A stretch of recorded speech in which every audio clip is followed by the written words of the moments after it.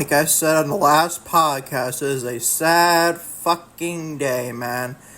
In the world of professional wrestling, as WWE WrestleMania 43 in 2027 is headed to fucking Riyadh, Saudi Arabia. Fucking lovely. What is going on, everybody? Welcome to Lucas E. Allen Productions on YouTube and all audio platforms. The Lucas E. Allen Show, which your podcast for your September 12th, 2025, your Friday, September 12th of 2025. And by the way, I'm recording this podcast 18 minutes before Friday Night SmackDown for tonight. I know, people, I'm fucking crazy. What do you want me to say? A long, busy-ass fucking day, man. What do you want me to say? And kind of long, busy, and kind of a hot day. It was sitting in the 70s today. Just was sweating all damn day. Then again, I did a walk today, a little bit power walk, honestly. I know, I'm a fucking guy who does power walks. I know. I used to walk and jog around my block on my live, to say the least. But still. Don't know how many more doses me taking, because I'm obviously moving out of my house, to say the least. Oh my goodness, man. What do you want me else to fucking say? Follow me on social media, I guess. Twitter, Instagram, TikTok, and Facebook. Lucas E. Allen. Watch on YouTube. Click the like button. Today's podcast. Hit the subscribe button. Done so already. And turn the bell for our post notifications. I'm going to upload on YouTube. And also leave a comment. Think of your episode for your Friday, September 20th or 20th. So again, for Friday, September 12th of 2025. Watch on Spotify, the same thing, leave a comment, and also a 5-star rating would be nice, as well as say at least. Let's get on your podcast, shall we? This more of this fucking Riyadh, Saudi Arabia bullshit announcement is all confirmed as of today. Fucking lovely.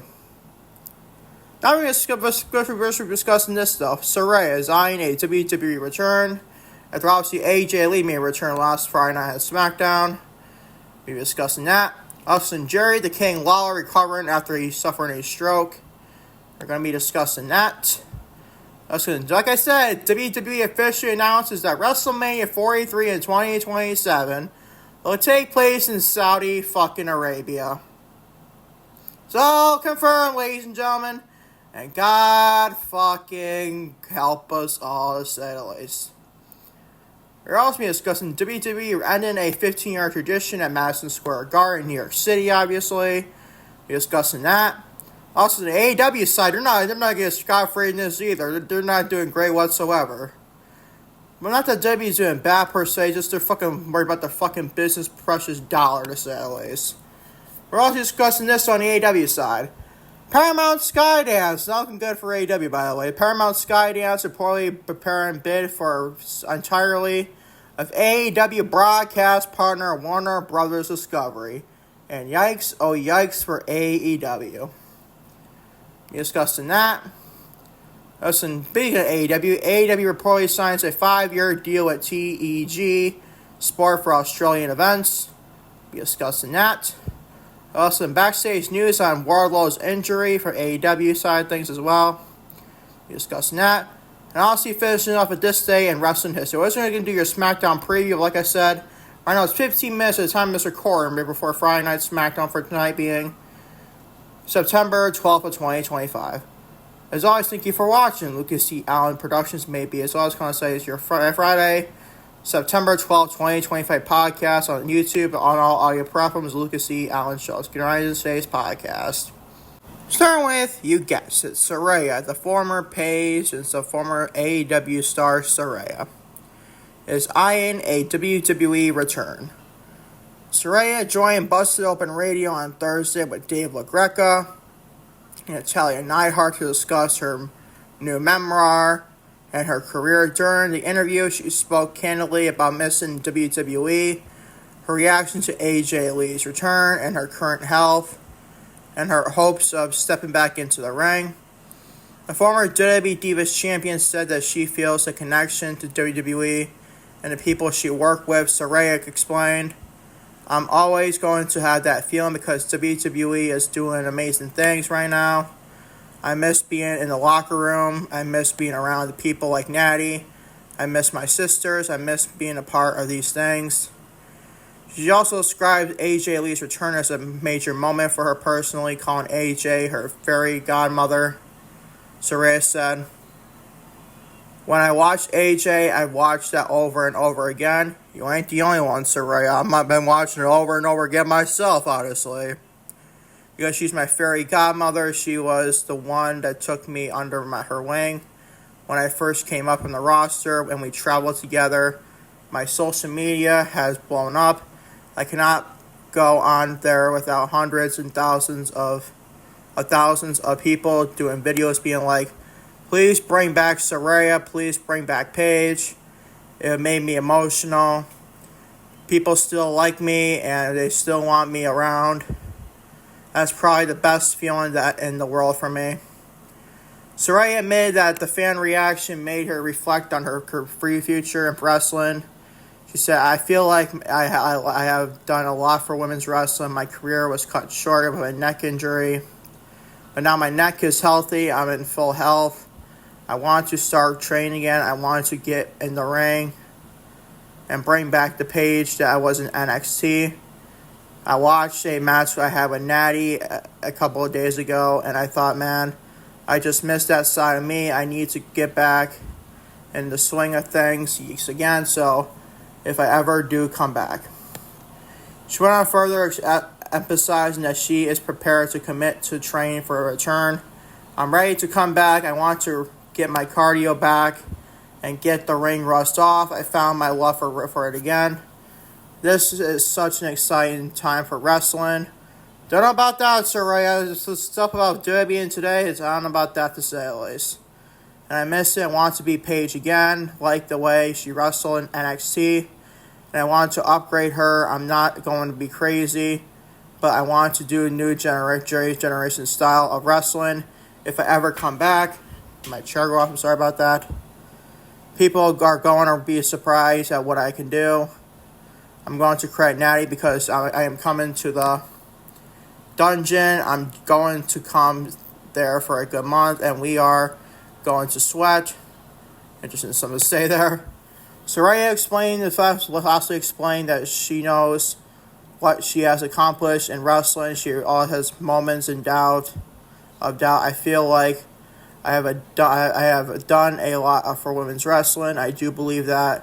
But everyone has a human moment where you get in your head. Sometimes this world can be exhausted mentally." That I definitely agree with. "And you have insecurity. I know. I've done a lot. I know my career has been really great. But it was cut short with the neck. Now my neck is healthy. Now I'm full of health. I want to start training again to get back in the ring," she explained. She said, I don't mind what she said here and all everything. Does she be needed in WWE? I don't think she's needed. But she wants to come back. She's obviously a very influential figure in women's professional wrestling. Plus that amazing theme song she has in the WWE. Like, that theme song is freaking top tier shit, man. I love that. They're just like AJ Lee's theme right now. I fucking love that. But not as much as the AJ Lee theme, but definitely up there for sure. Keep it up there with Saraya when she comes back to WWE eventually. We'll wait and find out what that to say is. Keep updating her going forward in all honesty. Moving on to Jerry the King Lawler recovering after suffering a stroke. WWE Hall of Famer Jerry the King Lawler is on the road to recovery after suffering a stroke last Friday in Florida. This is the latest in the series of health scares for a 75-year-old, but the good news is that he is already recovering at home. In a statement to TMZ Sports, Lawler's daughter confirmed that he experienced a medical issue last Friday at one of his homes in Florida. She stated that she is taking him back to his primary residence. I believe that's Memphis, Tennessee, honestly it is, where he will rest for a few more weeks before he can get back to his normal routine. The quick and positive prognosis is a welcome sign for his family, friends, and fans who are concerned about his condition. Definitely glad to hear Jerry the King Lawler is okay and everything. Obviously, he's 75 years old, like to support Seth, man. So it's good enough he's in good conditions and healthier, to say at least. It'd be kind of interesting if we see him back. I don't think we'll see him back ever again in WWE. I really don't. But it's good to see him in good health after a recent health scare he had last Friday night for sure. Keep updating him and his health updates and going forward in all honesty on this podcast, to say the least. Shall we go to the segment you guys have all been waiting for on this podcast? WWE officially announces that WrestleMania 43 will take place in Saudi fucking Arabia. Here we go, boys. It's a wild ass segment. WWE has confirmed that WrestleMania 43 will be held in Saudi Arabia in 2027. The news, which was accidentally revealed earlier this week, will mark the first time its flagship event has been held outside North America. Via a Snapchat video earlier this week, a butcher's named Turkey Al Shikia. I don't know how to say it. I'm saying whatsoever good. The chairman of Saudi General Entertainment Authority announced that WrestleMania 43 will be coming to the country. The premature announcement was an error and not coordinated with WWE. Go figure. It was later reported that the announcement was coming this week as well. WWE officially issued the following as of today on their YouTube channel. Riyadh season to make history by hosting WrestleMania 43 in 2027. It says September 12, 2025 today, obviously.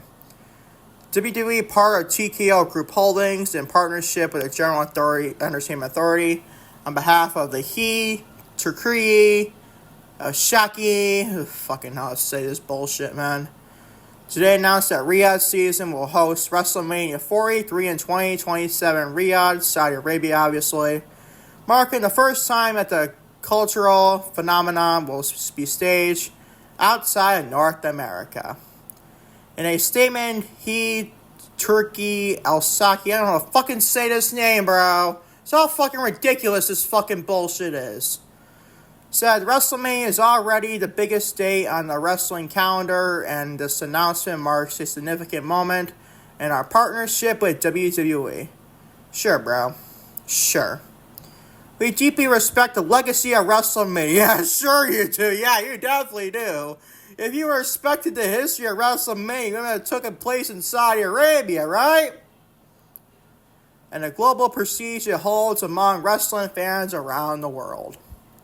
As part of Riyadh season in 2027, our vision is to elevate the iconic event to unprecedented heights and deliver a WrestleMania anything the world has ever seen. That is fucking hilarious, man. How are you gonna do that? How are you gonna do that exactly? What, you gonna bring The Undertaker out of retirement, Shawn Michaels again out of retirement? What, just Triple H gonna wrestle on this show? God knows, man. God fucking knows. That just makes you want to cringe just thinking about that. Is John Cena is not gonna retire this year and instead he'll retire in 2027? Saudi fucking Arabia? Is that what's gonna happen? God, man, it worries the shit out of me with that. What, is Bill Goldberg gonna come out of retirement and face Gunther again? This time beat Gunther like he did the Fiend Bray Wyatt in Saudi Arabia? Huh? God knows. Turkey Al-Saki, whatever the fuck that name is, and GAA have made a massive impact on the world of sports and entertainment. They have been phenomenal partners to WWE, sure, bro. And we look forward to work with them to bring WrestleMania 43 to new heights, said Paul Triple H dumbass Levesque, the WWE Chief Content Officer, obviously. Yeah, bullshit McGee, Triple H. Triple Nose McGee, Triple H. Fucking ridiculous, man. Where do I start? Now, obviously, last podcast, we was like, what, Wednesday, September 10th of 2025. I discussed this. I was up and confirmed, and this now is obviously confirmed here. My God, bro. How do you even process this? I already did on Wednesday. To think that WWE thinks it's so good for the fans and so big for WrestleMania on, like, new heights, man. Sure, I believe it when I see it. I highly doubt it will be, though. But Saudi Arabia doesn't deserve WrestleMania. They have a good crowd, don't get me wrong. But the bullshit, the politics around Saudi Arabia scares the shit out of me. I'm not even going to that. I don't think anybody can go to that. Can anybody even go to it if you're in, like, the United States? I probably doubt you can. Like, this is fucking ridiculous. Imagine saying this to your fans. A lifelong event that fans can go to. Mind you, tickets are already fucking expensive as shit. It's not even just WrestleMania. WrestleMania is just probably the most expensive of the whole fucking year for wrestling. But this is probably even more. And now you can't even get the option because it'll be all the Saudi Arabia crowds. That's all it's going to be. So imagine, as a lifelong fan in 2020 said you can't see WrestleMania because it's taking place in Saudi fucking Arabia. Nice. That's nice business there. TKO, Triple H, Ari Emanuel, Nick Khan. Nice business, right? You're about business, right? You wouldn't have done shit like this. It's all about fucking money to you people. That's all it is. You don't give a flying fuck about the fans. You don't give a shit. You really don't. Wrestling in 2025, it's all a quick money grab. Whether it's WWE, World Wrestling Entertainment, AEW, All Elite Wrestling, TNA, New Japan Professional Wrestling. Well, they're different, but whatever, man. It is what it is. My God, you get the gist, though. You get the gist. This is fucking bullshit. I don't give a fuck if how good the crowd can be in Saudi Arabia, how electric and how must-see the crowd is. This crowd doesn't sniff fucking France, I'll tell you that right now. And everybody, especially, there's another point. Everybody wanted, if any international show for WrestleMania, to be in the United Kingdom, even in Paris, France. Especially if they're clashing in Paris this year. Nobody wanted to be in Saudi Arabia.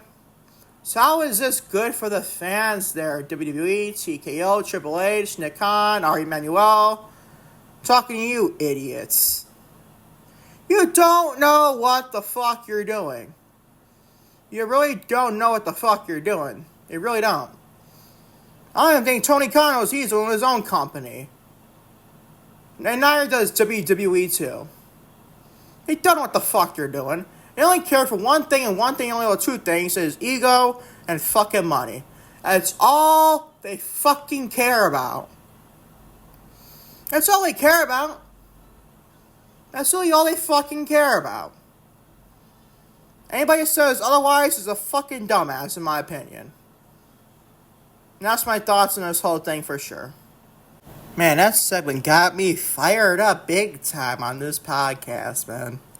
Moving on, though, shall we? The WWE event ended a 15-year tradition at Madison Square Garden.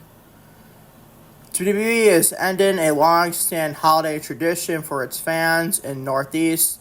A new report from WrestleVotes has revealed that the company will not be holding its annual post-Christmas live event at Madison Square Garden this year. On the latest episode of WrestleVotes Radio, the outlet reported on the change to the holiday schedule. We are told that WWE will not be hosting its annual post-Christmas live event at Madison Square Garden this year. The tradition that dates back to 2009 has seen WWE run its untelevised show at Madison Square Garden every December 26th. The report stated, instead, this year, WWE has a live event booked for Baltimore, Maryland. The move to Baltimore is a surprising one given that the history and prestige at the Madison Square Garden show. The report notes that WWE will still be at the world's most famous arena in the fall. The November 17th edition of Monday Night Raw is scheduled to take place from Madison Square Garden, and that show featured John Cena's final appearance in the most iconic venue, at the most iconic venue, but part of his ongoing retirement tour. So there you go. The WWE is in the Madison Square Garden, New York City fans. You don't get your post-Christmas edition of your live event show, but it kind of sucks for you. But at least you get John Cena's final appearance in MSG there, to say the least. Don't mind that whatsoever. Probably more better if you do an MSG show there than post Christmas. I don't like doing shows after Christmas, man. I really don't. Even if it's a live event, even though they already did the stuff, the times off and stuff, I understand that. But I don't like going on a tour around Christmas time anyways. Even if it's after Christmas or going to New Year's, I don't like it either. That's my thoughts on this, though, to say at least. Moving on to the AEW news. Paramount Skydance reportedly preparing a bid for entirely of AEW broadcast partner Warner Brothers Discovery. Fresh off a merger with Skydance, Paramount already has its eyes on another media conglomerate, Warner Bros. Discovery, the broadcast home of AEW programming. According to the Wall Street Journal, Paramount Skydance is preparing a bid for Warner Bros. Discovery in its entirety. Warner Bros. Discovery management have been planning to split up the company along lines similar to before the merger between Warner Bros. Discovery and Warner Brothers and Discovery, but preparing its offer before the split. Paramount would end up buying the entire company, which would include the streaming platform HBO Max, as well as Turner Networks, TBS, and TNT, all homes of AEW programming and pay-per-views. Other streaming technology companies like Amazon and Apple have been interested in Warner Brothers Studios and the HBO Max streaming platform, but Paramount is hoping to preempt any offers the companies could make. While Paramount has already had success with a controversial Skydance merger, a consolidation of two media conglomerates that could draw security from the FTC and FCC, know what the fuck that is, but whatever, and other regulatory bodies, to say the least. This is not great for AEW. Not looking great for AEW with stuff like this. I know, trust me, they have their own stuff happen with the next time we discuss the TDG for Australian events. But that's international stuff. That's only overseas stuff. And plus, what are you going to do? And plus, I believe this. I believe Paramount is at least some sort of a competition with, or at least merging with TKO Group Holdings, which obviously owns WWE. My guys, that doesn't look good whatsoever for All Elite Wrestling, AEW. Hope I'm wrong. I'll keep up updates and developments going forward with this, to say the least. Moving on to AEW signs a 5-year deal at TEG Sport for Australian events. A new report has revealed that All Elite Wrestling has signed a new 5-year deal that brings the events to Australia. The agreement, in which is with the touring and promotions company TEG Sport, will see AEW hold events in the country annually through 2029. The news was revealed on a recent episode of Wrestle Radio Australia. The host of the show noted that AEW has signed the 5-year deal with TEG Sport last year, and that it will run through 2029. No other specific details of the agreement was provided. TEG Sport is a division of a larger TEG company and is responsible for helping major global brands establish a presence in Australia and other international markets. The report on the 5-year deal comes just weeks at the dates that the locations for AEW's 2026 return to Australia were announced. The tour will feature 2 events: AEW's Grand Slam Special on Saturday, February 14th from Sydney's Qudos Bank Arena, and an AEW House Rules live event on Sunday, February 15th from the Brisbane Entertainment Centre, which I believe took place at this year's Grand Slam. I'm not sure. I believe, honestly. There we go. AEW getting more TV stuff for the deals done and everything. That's fine with me. In Australia, since it's a big enough market for them to get more Australia things on the card. Hopefully, it's a lot better than the Grand Slam Australia stuff for this next year in 2026 than it was here in 2025, to be honest. Keep it updated with AEW Grand Slam Australia happens in 2026. With all the stuff that card will be happening going forward in the coming months and weeks, to say the least. Moving on, the backstage news on AEW's Wardlow's injury.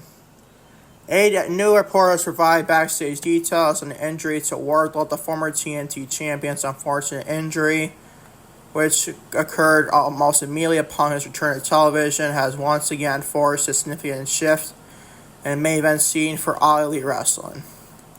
Not about main event scene, because Wardlow was not even in the main event scene whatsoever. No, he was with the Don Callis show before that, but still. It is what it is. According to a report from Fightful Select on September 8th, Wardlow has sustained an injury that is feared to be a torn pectoral tear. The report, which itself states self-made PW, states that the injury occurred during his return angle at the Forbidden Door pay-per-view when he delivered a lariat to Prince Nana. A torn pectoral muscle is a serious injury that will likely sideline the powerhouse for a considerable amount of time. It should be noted that AEW wasn't planning a bout between Wardlow and the reigning AEW Men's World Champion Hangman Adam Page at All Out. The report notes that AEW sources claim that Fletcher was always the plan for All Out, end quote. Which is obviously better than feeling like Wardlow was returned for that Forbidden Door. Why would he go immediately into a title match with Hangman when he's ultimately was going to lose anyways? That did not get logic whatsoever. So I'm glad that's not the case whatsoever. And he obviously got hurt anyway, so there you go. Where's Wardlow? Nothing but the best. It's been one of the biggest what-ifs in AEW history is Wardlow. The booking and treatment of the guy like Wardlow, the size that Wardlow possesses, and obviously the long hair he had, but could probably get into the female demographic, probably nice for AEW. One of the biggest what-ifs in AEW history, and one of the big botch of the booking and stuff like Wardlow, to say the least. Hope to see him back for sure, but then again, I don't know, man. Would you rather be in the sidelines or have him be in an AEW ring? Probably lose the matches, to say the least. Keep it up there, and Wardlow going forward, in all honesty, to say the least as well. And finally, on this day in wrestling history, we go on out here for your Friday, September 12th of 2025, Lucas Lee Allen Productions podcast, to say the least. Going on this day in wrestling history, your final part of the podcast. So in 2004, year I was born. At WWE Unforgiven, Triple H challenged Randy Orton for a World Heavyweight Championship in the main event of Raw brand pay-per-view. God, I not like those brand state pay-per-views, man. Not like those whatsoever. Even like modern day, like 2017 era. And like it was like 2017 to like 2020, I believe, about that. Did not like those whatsoever. I prefer Raw and SmackDown all combined into one pay-per-view, in all honesty. On the undercard, Chris Jericho defeated Christian in a ladder match for a vacated Intercontinental Championship. And that is 2004. And on to the final part of the same wrestling in 2017. I know only two things this day in wrestling history, to say the least. 2017, the finals of the Mae Young Classic, Kairi Sane defeated Shayna Baszler. Man, what a big story that was. Kairi Sane, Shayna Baszler in Black and Gold NXT. God, I miss those days of Shayna Baszler in NXT, man. Oh, she's no longer with the WWE anymore, so there you go. Probably for a betterment for her, to say the least. And that's just saying wrestling history, and by the way, thank you all for watching Lucas E. Allen Productions on YouTube and all audio platforms, Lucas E. Allen Show, which your September 12th, 2025 podcast for your Friday, September 20th, for your Saturday, Saturday, what the fuck is wrong with me? Friday, September 12th of 2025. I almost botched it for a third time in a row, man. I'm gonna get on out of here so I won't botch any more things to say. I'm quite fucking tired, man, to say the least.